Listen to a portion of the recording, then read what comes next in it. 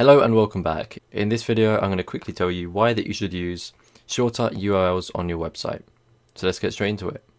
A URL, or Uniform Resource Locator, more commonly known as web address, specifies the location of a resource, such as a web page, on the internet. The URL also specifies how to retrieve that resource, also known as the protocol, such as HTTP, HTTPS, FTP, etc. Here's an example of a URL.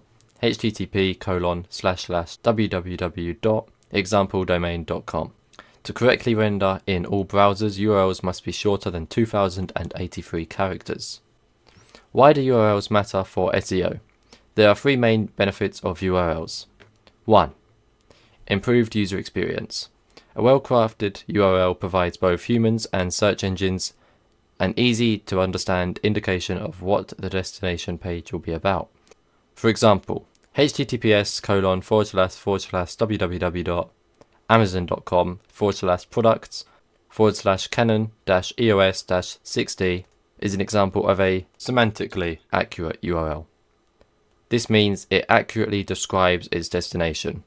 Now if you type that in, it's unlikely you'll find a product. I just made it up just to give you an example. If you saw this URL in the search results and didn't see the title tag and the description, you would still understand what the page would be about, because the URL is very descriptive.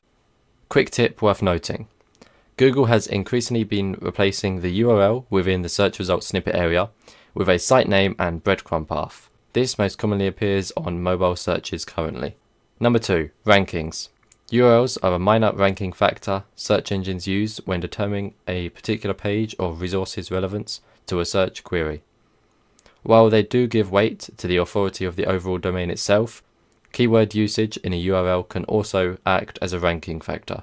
While using a URL that includes keywords can also improve your site's search visibility, URLs themselves genuinely do not have a massive impact on a page's ability to rank. So while it's worth thinking about, don't create otherwise unuseful URLs simply just to include a keyword in them. Here are my final 3 tips. Keep your URLs short, keep them descriptive, and keep them informative. That's all I have to say for this video. Thanks for watching, thanks for listening, and I'll see you in the next one. Goodbye!